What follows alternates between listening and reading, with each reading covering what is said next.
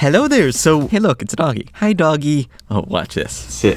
Wow, what a genius. It's an uncomfortable feeling being able to talk about anything in a video like this. It's like I'm breaking an unwritten law of YouTube. When someone makes videos about a single topic and grows an audience around that topic, they can't upload videos centered around another topic without drops in viewership. That leads to a massive pressure, forcing a video maker to keep doing what they're doing, to keep making videos about what their audience wants.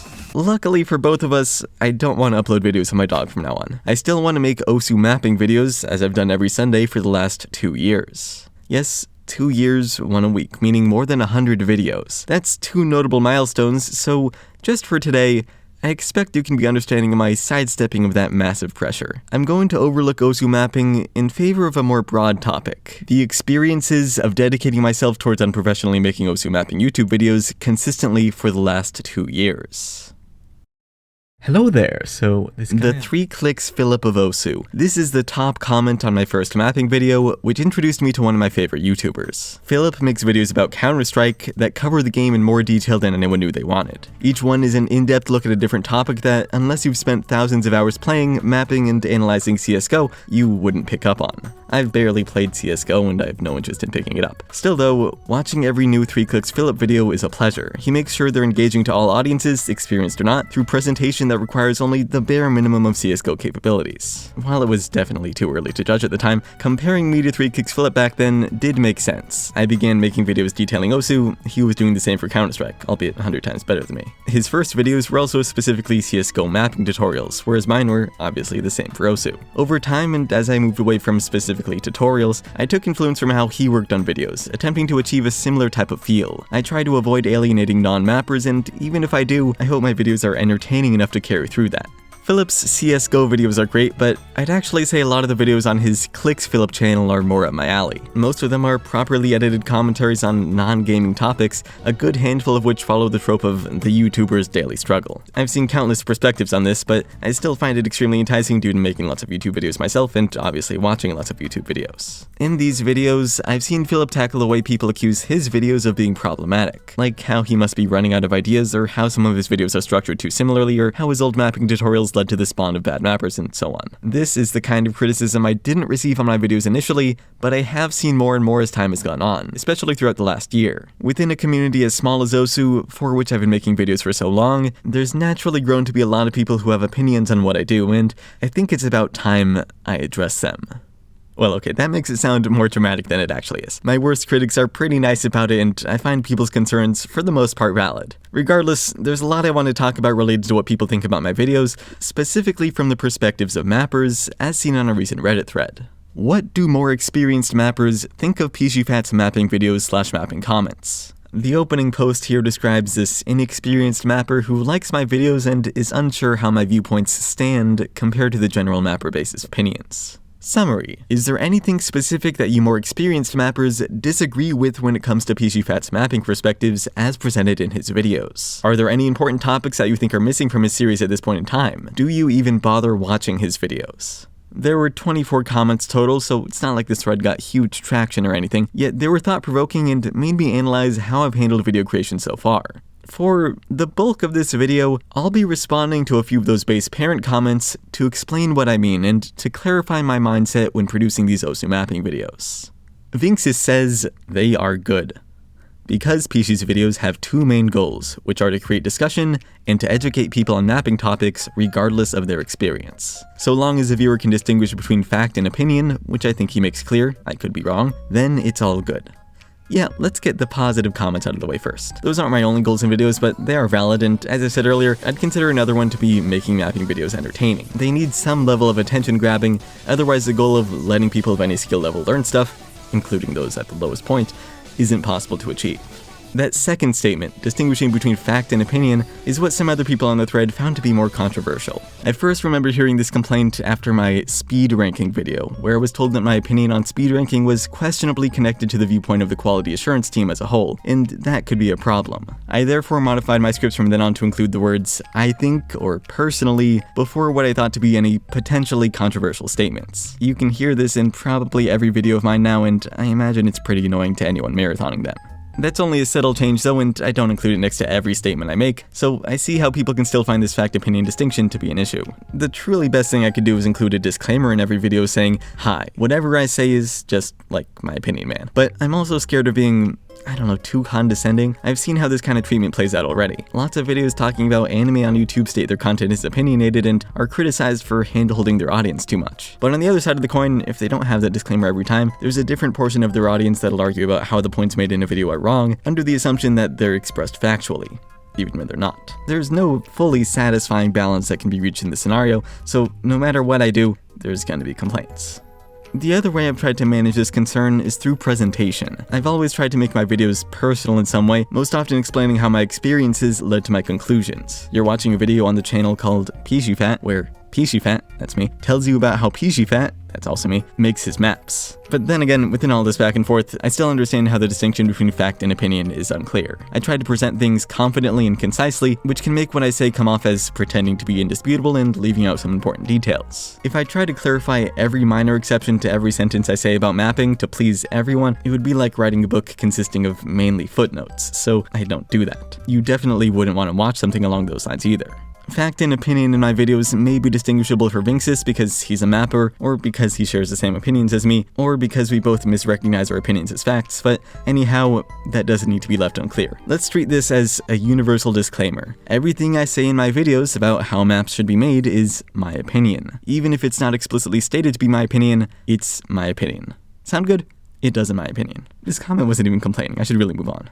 The next one's a bit longer with some broken English, so I'll be paraphrasing a bit. Asaiga says, Pishi's videos are fine as they are. I enjoy every one. Well, that's good. Many people tell newer mappers, go watch more pishifat videos, and I personally disagree with this. While I think his videos are well made, they are not what new mappers are looking for. His work is meant for people who have more basic knowledge than those who just start out. It contributes firmer knowledge to people who already know what they're doing. Have you ever seen a case where someone understands everything about mapping just by watching pishifat stuff? It indeed covers a lot of concepts. Even I found it surprising that I never noticed before. That's why, in general, new mappers likely don't notice everything Pishi points out. If they mapped more though, they would.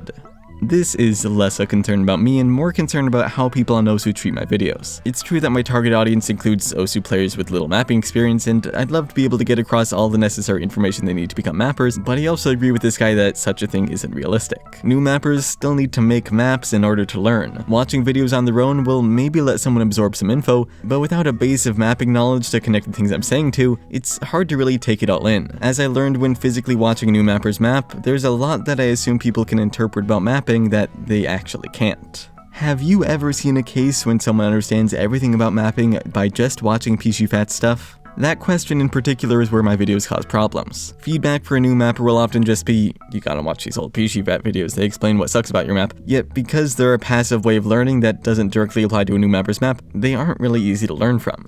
Then again, that's applicable to any instructional videos. Unless you can experiment with applying their content, you won't really learn it. Does that mean it would be better for me to shift my target audience away from new mappers? No, because teaching people isn't supposed to be their only benefit. I want more people to understand what makes mapping interesting to me so they can potentially engage themselves with it. If my videos can achieve that, I feel like they're working, even if in some cases they don't fulfill the goal of being proper tutorials. In short, I personally don't disagree with anything Pishifat has mentioned. If he missed something, I think he will cover it in another episode. Yes, I watch his vids now and then.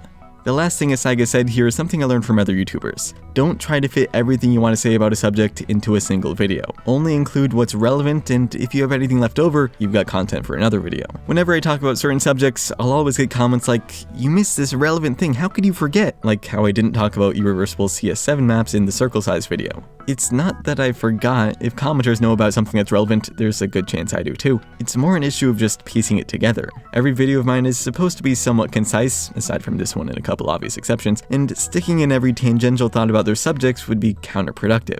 I'd rather talk about irreversible CS7 maps when they actually contribute something, not just because it's the first thing that comes to mind when reading the title. This commenter seems to understand that, which I appreciate. Moving on, Ivosaurus, whose Osu username I don't know, has a few small points to make. I think probably in the entirety of the content he's put out, the more experienced a mapper you are, the higher percent of stuff that he talks about you'll already know. But I highly doubt there's anyone that could learn literally nothing from all his content, that knew absolutely every little fact before it was put together already. He's even done original research in that mapper's relevancy video. I'd say this is a given. I talk about what I've learned about mapping, and my experiences aren't especially unique. Tons of other mappers likely went through and will go through the same things, so knowing more of what I say as you get more experience is only natural. Of course, that doesn't mean everyone has the exact same experiences, so there's going to be new information around some corners, varying between different people. From the perspective of a new mapper, although there may be ways for pro mappers to deviate from what he espouses, practically everything he has to say is sound advice to follow to create your first good maps. If you learn his rules well first, then you can learn how and when to break them later.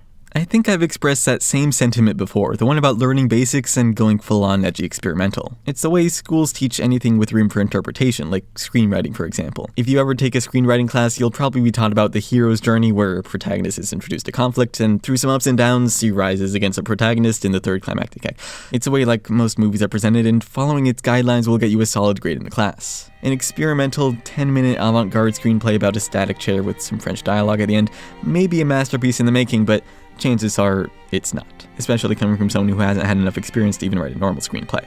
So yeah, follow the rules in quotations, then break them once they're understood is a good way to describe how I present mapping tutorial-y stuff. Mapping isn't as serious as professional film writing, so I wouldn't say it's bad to make weird maps from the get-go, but for the majority of people, learning with clearer objectives is easier than learning with a single goal of making a good map, whatever that means. That isn't to say this way of learning is actually good though. Claiming there's recommended beginner rules at all can have adverse side effects because of how people's initial mapping experiences affect their future ones. Someone pointed that out in a different comment, and we'll be covering that soon. Anyway, continuing with this comment, I think he could talk more about the problem of PP mapping. He seems to have avoided it. Definitely have avoided it. PP mapping is by far one of the most talked about mapping topics by players, and I personally don't think it's worth giving it more focus than it already has. I can point you towards countless other videos or long discussion posts about the long-lasting effects and impact of mapping for PP, so adding to the pile with the constantly reiterated opinion of, I don't like it, but there's technically nothing wrong with it and it's rewarding, so it'll keep existing, is a waste. The best thing I can do to make PP mapping less prominent is just not talk about it. Community attention is what makes people feel inclined to map for PP, so even if I talk negatively about it, I would still be encouraging their creation. It's like there's more satisfaction in making a map that people react negatively to than a map that has no reaction at all. That mindset has been prevalent in mapping for as long as I've been around. This is also why, for the last year or so, I've avoided making videos about any current event drama that's gone on in the mapping sphere. Doing so is indirectly promoting more of it, and even if it would make for more interesting content, I wouldn't really consider it helpful. Only once any drama has settled down and everyone's forgotten about it will I find it okay to talk about, since the adrenaline rush rage feelings will hopefully be long gone. This is also one of the reasons why I talk about maps that I like more than maps I don't like. Celebrating something I find good has a chance to encourage more of it. Encouraging stuff I don't like through constructive criticism isn't bad per se, but with how the mapping scene reacts to negativity at all, I've found it better to avoid. Unlike videos about the movie industry where YouTubers can insult directors and writers all day long, there is no divide between the creator and the consumer in mapping. Movie industry pros are never going to be hurt by some guy's YouTube video, they'll never see it. Mappers, however, are a small group and we're all on the same footing, so making a video breaking down why someone's map sucks feels more like a punch in the face, even if it's intended to be constructive. And without full clarity between what's fact and opinion, it could unintentionally convince an audience that a map and its mapper are objectively bad, and I'd say that has a lot more harm in it than showcasing cool maps. Like giving attention to PP mapping, it could encourage a small subset of mappers to go against the grain, so it's not all bad, but I'm not sure that outweighs the potential problem here.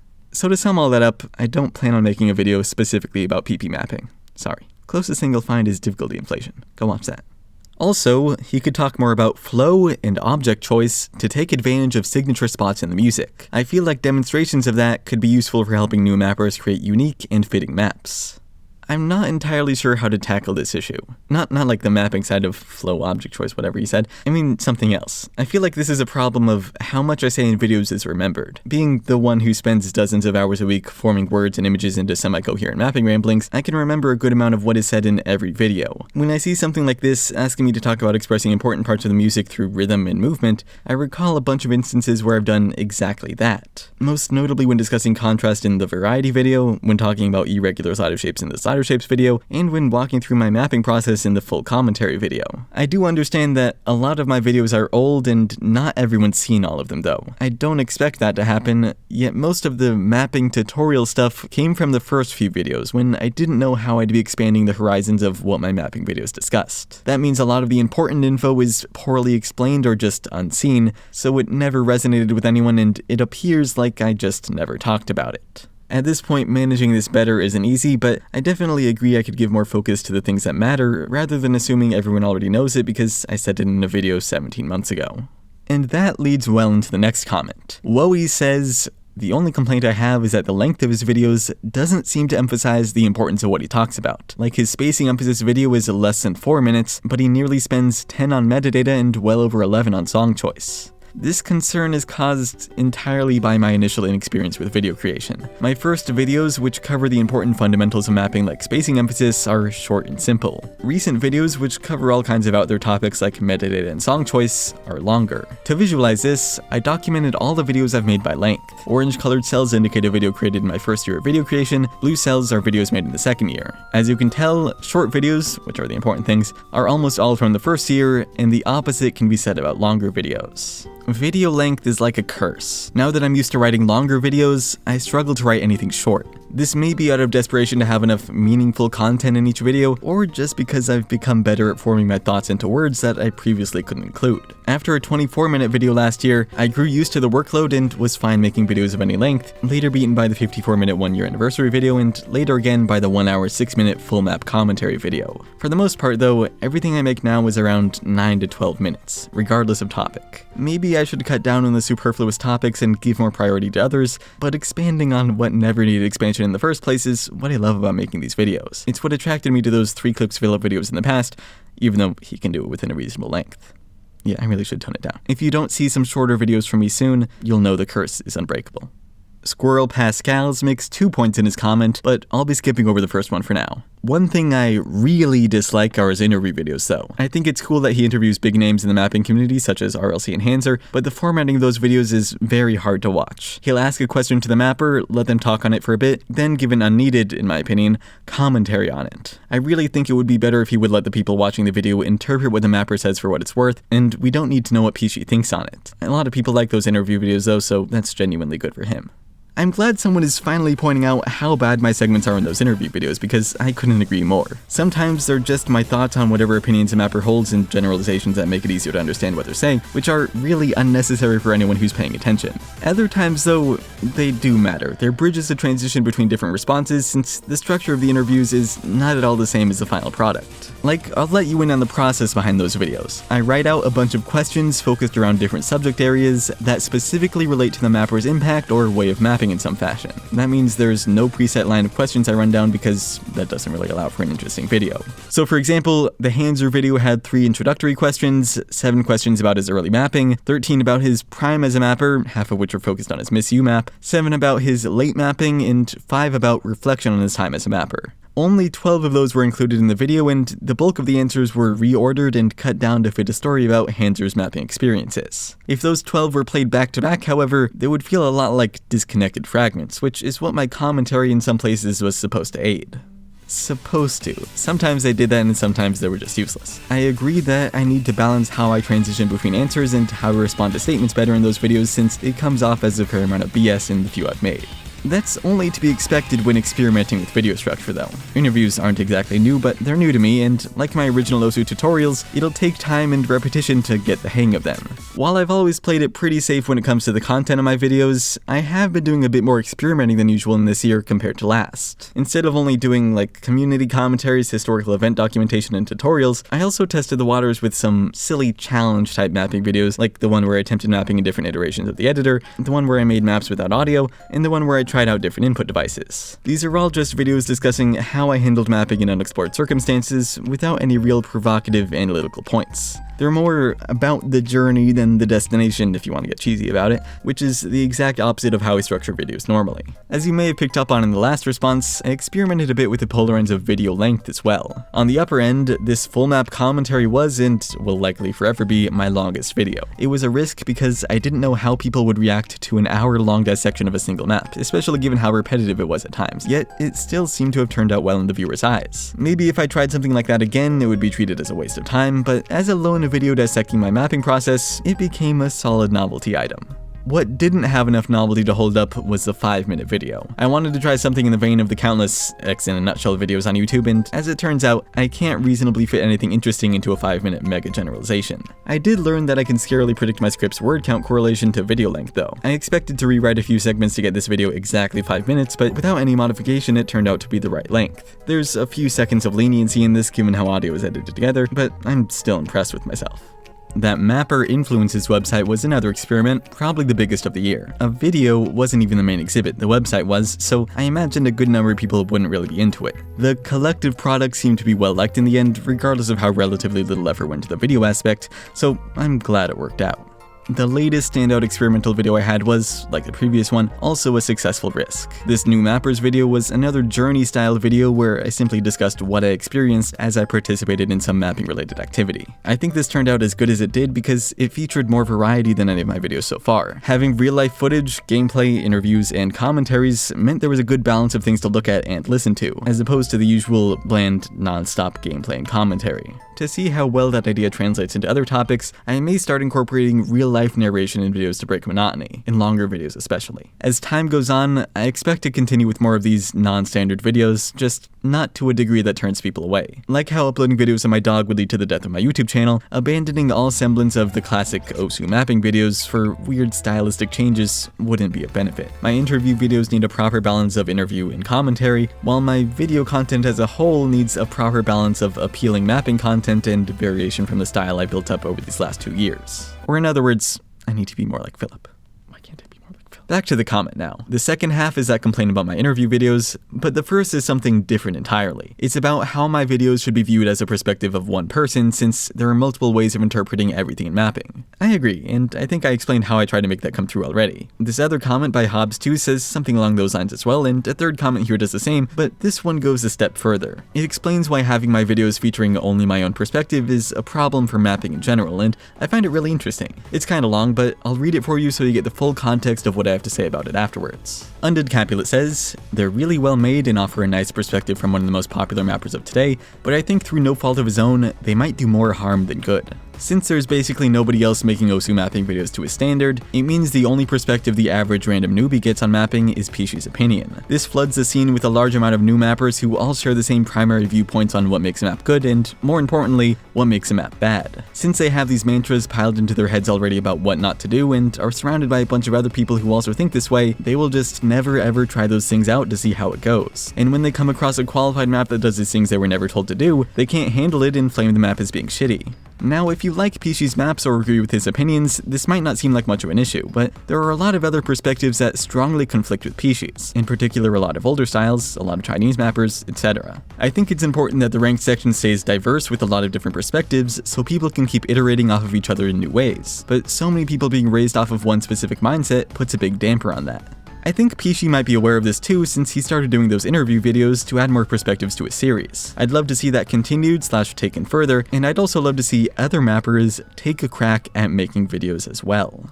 So, there's a few points being made here. First, it's that my videos being my perspective isn't necessarily bad, but can suck when there's no other perspectives receiving the same level of exposure, at least in the eyes of new mappers. There is no proof of these claims here, however, I can provide that myself. I receive messages all the time from people saying how my videos introduce them to mapping and led them to learn how to make their first maps, which could be making my viewpoints more prominent among new mappers as they spread their opinions elsewhere too, resulting in the harm this commenter is talking about. This is something I know all too well since I've seen a similar situation play out in the CSGO mapping community. Seen indirectly, of course, through the perspective of he who clicks 3. Years and years ago, Philip decided all existing CSGO mapping tutorials were garbage due to being too drawn out and time wasting. He therefore created his own tightly packed tutorials explaining the essentials of anything and everything in as little time as possible. His tutorials were the go-tos for new mappers and, despite being useful, not everyone liked that. Philip was blamed for ruining CSGO mapping by ushering in countless inexperienced mappers who made low-quality maps, claiming to be guided by 3clicks Philip tutorials. Osu may not be nearly as popular as CSGO, nor have my videos influenced as many people as his, yet the comparison still holds some weight. Some CSGO mappers believe Philip messed with the natural order of CSGO mapping, while some Osu mappers believe I've messed with Osu mapping.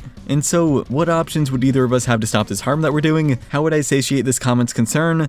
One option would be to remove all my existing videos and never make more. Yeah, obviously not happening. The other, much more reasonable option would be to offer new perspectives to the average and experienced mapper. Perspectives not only my own, which I understand is being vital. The comment had the line, "I think Pishi might be aware of this too," this being the side effects of a single perspective on mapping, and like, come on, might be aware? I made a video literally titled Perspectives, talking about how important it is to learn about mapping from a variety of people. Anyway, those interview videos are one way to get different perspectives across the potential mappers, but I like the comment's other suggestion too. I'd also like to see other mappers take a crack at making videos. I'm not exactly alone in the osu mapping video department, but having more perspectives is the goal, so having other people consistently make videos that tell the other side of the stories behind my old mapping tutorials would be a huge help. That said, let's walk through how I make videos. Ideas. I have to confess, you caught me red-handed. I ran out of ideas. In November 2016, that's when I finished going through my backlog of mapping tutorial topics and had to continuously brainstorm new ones to keep up weekly videos. Which has worked. Not every week's video idea has been better than the last, that's just unrealistic to expect out of anyone, but there has been a non-stop stream of videos covering relatively different topics within the realm of osu mapping. If we're talking about fundamental mapping knowledge, it's undeniable that my first videos covered the important stuff. Because of this, I've been accused of scraping the bottom of the barrel when it comes to osu mapping ideas, especially in the comments of videos with more obscure ideas. I don't think that analogy is correct though. I think of it more like a wide pile of sand where each grain is its own video idea. In the middle where the sand was poured, there's a taller mountain from which I picked out most of the grains that make up essential mapping tutorials. Surrounding that little pile is a practically endless sea of osu mapping related topics that could be transformed into videos. Some grains just handle that transformation better than others. So why even make weekly videos if that means some have less than stellar ideas? People say quality is more important than quantity, but I don't think that's always the case. Like in mapping, I could spend months polishing one of my first maps, yet it would still be worse than anything I make in 15 minutes today. Focusing on quantity leads to more easily achievable quality, and if I had stopped making videos when I initially ran out of ideas because there wasn't anything important left to talk about, I wouldn't have improved as much as I have, and I wouldn't be able to make some of the cooler videos I've done. I can now make even boring topics interesting, while me of the past managed to make interesting topics boring. Writing. So how do I come up with video ideas and turn them into proper scripts? A good way to think of it is like growing flowers. In a Google Drive folder, I have a document for every little idea I have, no matter how stupid or impractical, that could potentially be turned into a video. Within each document, I write just a few bullet points or sentences about the idea, like this for example. My accelerating BPM video from a couple weeks ago started with an outline like this. Speed up genre of music makes for interesting map. Perfect difficulty curve built in. Irreversible whatever map. Mountain King ×2. What I learned from mapping both Mountain Kings? Live music timing. How I time songs that are complicated. Which people don't like probably. Stigma, return on investment. Mapping, blur, intermission. This, and the dozens of other vague outlines like it, are my seeds. The folder is my garden, and I water the seeds every few days to see if I can grow a video out of one of them. If I review a video outline and I have nothing to add one day, I do nothing about it, and if I think of something worth including, I write it down. Through enough watering, these seeds eventually grow into proper plants, and I have a selection of outlines ready for production. Plants that are ready to bloom into flowers. This process varies between documents though. In the accelerating BPM case, I wrote the initial outline on June 28th, made some additions near the beginning of July, then turned it into a script soon after. Usually it doesn't go that smoothly, like in the video I released last week. This started out as a short rant about anonymous mod evaluation for beatmap nominators, written directly after the event occurred in October of last year. In November, Peppy wrote about the automatic BN promotion system in the dev Discord channel, so I pasted the screenshot here, and later that month, wrote about how the promotion system changed as it happened. In January, February, and March, I added minor updates to see how the system was working. Last month, I updated the document with a more concise version of what had been ongoing, which looks more like a proper script outline. In July, I added a bit more to that, which I later decided would be worth its own video, wrote another outline, then began the scripting process because only at that point I felt like it was ready to bloom. So it's a long process sometimes. Not every idea gets to the stage though. Some seeds get planted and watered a bit, then never develop far enough to be worth pursuing. Every time I look at them I think, yep, that's an idea. A dead end of an idea whose best chance of being talked about is as a minor point in a different video. Those documents go into the probably never folder where I've got a lot of videos that'll probably never be made. Like, Patamon, for example, is a thought I had when looking through some of the mapper Patamon's maps. The nodes on his sliders all extend out way past their actual points. If mapped at a 1/4 beat snap divisor, which would be expected of a map using 1/4 rhythms, these sliders would land on different ticks. That means he maps with a lower beat snap divisor for some reason, and he's like the only mapper who I've seen consistently do this. It's cool.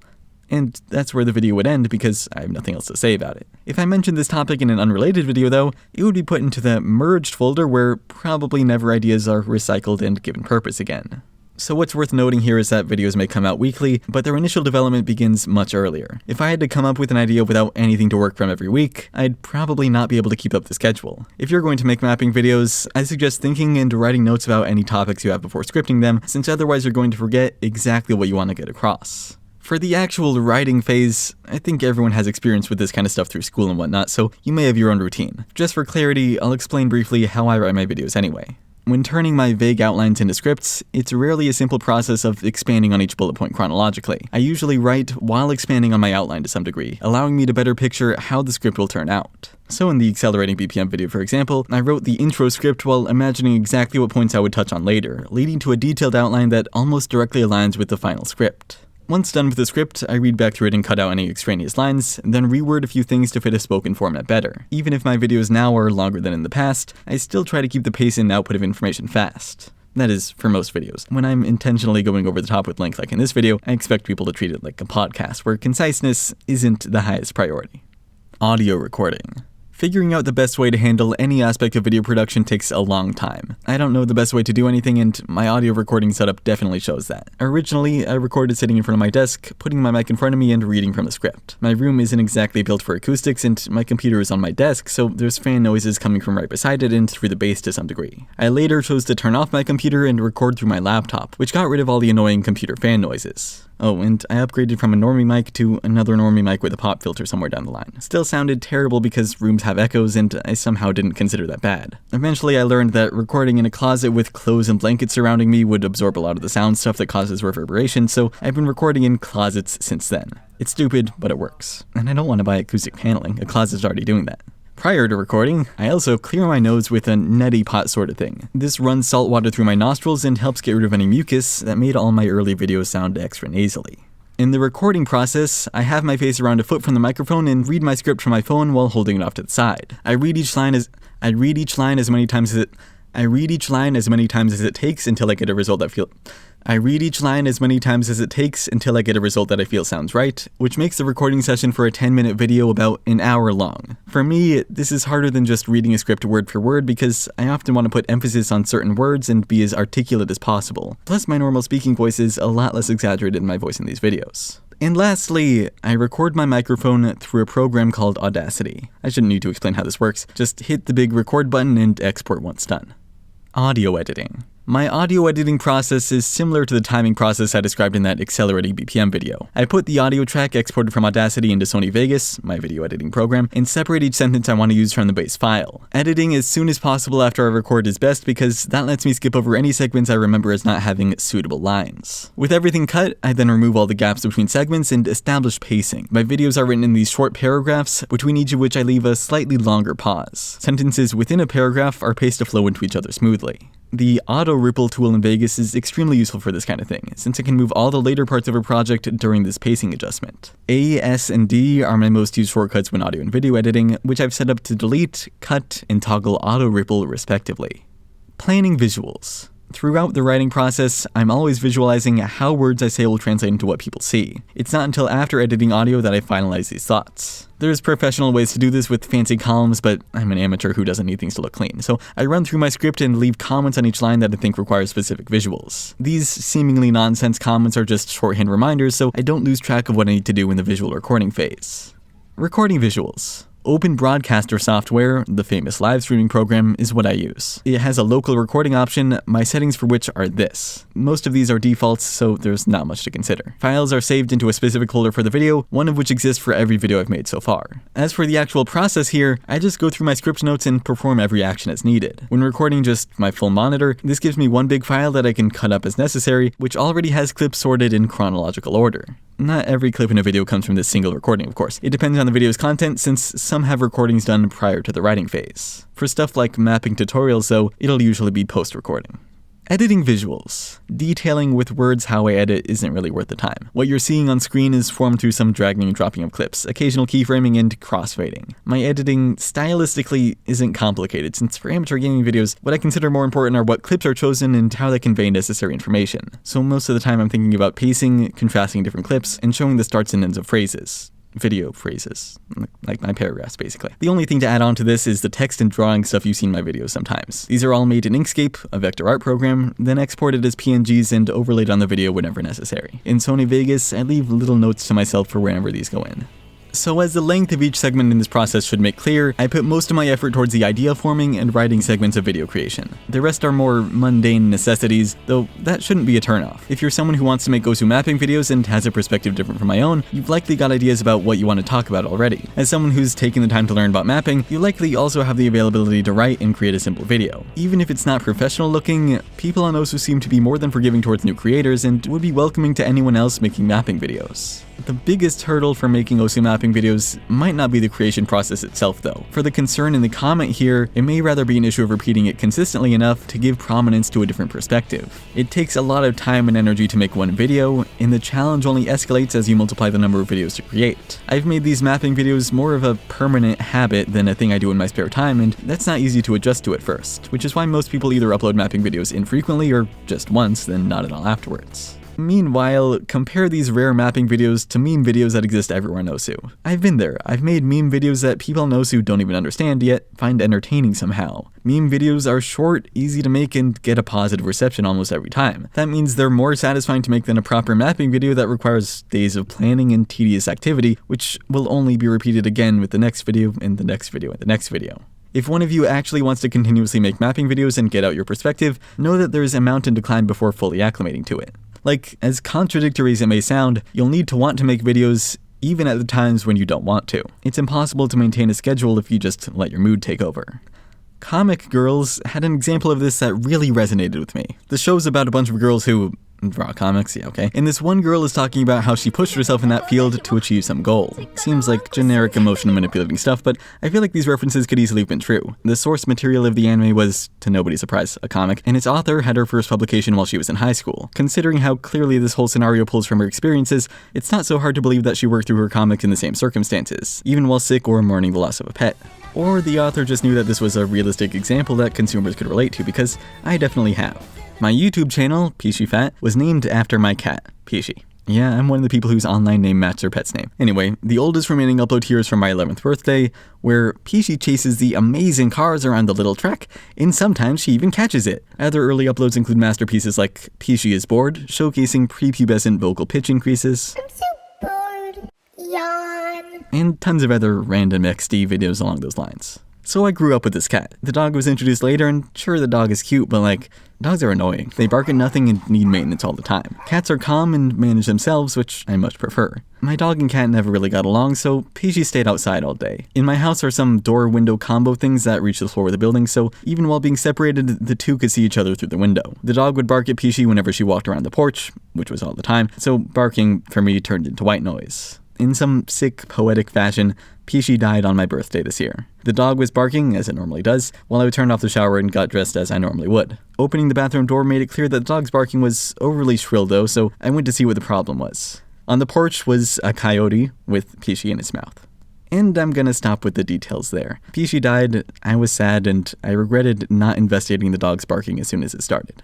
Still, I couldn't break the habit I had at this point. Hours later, after I'd calmed down, I continued writing a video, the 2B video specifically. Nothing came off as weird about it, and the video was relatively successful, which showed me how volatile moods can't compete with this routine that I've maintained daily. I could have skipped a week of video production and nobody would have minded. They'd be sympathetic with the reason at the very least, since loss is something everyone experiences. Had this event happened soon after I started making videos though, there's no way I would have made the same decision. And I understand why it's unlikely that even after explaining how I make osu mapping videos, there's still not many people who would want to give it a try. Unlike the Comic Girls character who managed to become famous and meet her fans in person after years of hard work, there's not nearly as much to be gained from osu mapping videos. There's absolutely no chance of it becoming a profession with such a limited audience, and there's no returns as worthwhile as the romanticized scenes in anime. Even if the trade-offs aren't in my favor though and I'm not always in the mood, I still want to keep making these videos. Last year's anniversary video explained one of the main reasons why I choose to do it. I want other people to understand what I find interesting about mapping and try it out themselves. Despite having some downsides for me, there's a lot of upsides and I'm willing to put up with it for my own interest in promoting that goal. That means I want people to have my perspective on things, since that's the best way I've found to engage people with learning to map. Plus at this point, I'm kinda interested in seeing how far I can push it. But of course, adding other perspectives can only make that better. I hope other people can bring their own perspectives to mapping with their own videos and lead people who I couldn't reach to take up the hobby. Maybe for some new osu mapping video creator, I could be to them what 3 Clicks Philip has been to me, a perspective I've followed and taken inspiration from since the very beginning, showing me ways to organize and handle this genre of YouTube video creation. So that should cover my thoughts on this Reddit comment, as well as what I have to say about the experiences of dedicating myself towards making osu mapping YouTube videos for the last 2 years. What I want to end this on is less of an ego jerk-off session and instead more info about how I'll be handling videos in the coming year. As I've already said, I'll be continuing with mapping videos, hopefully an increased number of videos that stray from the tried and tested basic commentary format. Rather than being as strict as I have with the schedule and content though, I think I'll allow myself some leniency. Warning bells are ringing in your head right about now, and I understand why. Whenever people say stuff like that, they might as well say they're quitting, and this whole dramatic spiel about occasionally working under poor conditions just reinforces that worry. Quitting is not what's going on here, not at all. I'm going to be less strict with myself about the amount of content I cram into a single weekly video. There's a lot of ideas I have that stretching out or merging into videos of other topics wouldn't work. I've somehow given myself artificial limits on what kinds of videos I can make, and I want to get rid of those. Schedule-wise, I want to be able to do more on osu than I have been recently. Spending as much time as I do producing videos means I don't do as much mapping, modding, or any of the other 100 different things this game has to offer. There's always more to do than I have time for, and shifting priorities every so often will let me explore those avenues. Shorter videos will likely make this possible, but I also expect to skip a week's videos sometimes too. So far, the only time I've done that was prior to the Mapper Influences website, which turned out to be a productive choice. Like in that scenario, I plan to announce beforehand when those weeks will be skipped too, just so I don't fall into the pit of, well, it doesn't matter if I don't make a video this week because I said I would skip some weeks. I need to feel some sort of responsibility to motivate myself, and having an audience with expectations is a good way to do that. The biggest downside to skipping weeks sometimes will be exactly those expectations though. People will be anticipating something extra special after a week of perceived inactivity, but that might not always happen. As said earlier, it's unrealistic to expect every video to be better than the last, and that might still be the case even with a gap week in between. Some things I do on osu don't directly contribute towards videos, so if I end up focusing on one of those activities, you could end up seeing just another average video after a break. It's gonna happen at some point, so just keep that in mind before buying your pitchforks. On the upside though, occasionally varying my schedule like that can potentially lead to more videos on bigger topics. Not every mapping activity can be done within a week, or less actually, given the amount of time I need to produce a video as well. If I ever want to do some of the extra stupid ideas I have in mind, I'll need to manage time differently than I do now. Plus, having more experience with the ongoings of osu has definite advantages when making videos about my experiences on osu. Who would have guessed, right? The final thing I want to say is a predictable thanks to Patreon guys, whose names you see for like half a second at the end of each video. I avoid giving them too much emphasis in normal videos since that would get annoying quick, but this is probably the only situation where I can talk about them without it being obnoxious. Seeing mini communities form between patrons and the intermittent other games we play together is something new that's happened this last year, and I'm glad it has. Thanks to them for supporting this video and all other videos thus far. As for you, thanks for watching, and I'll see you next week.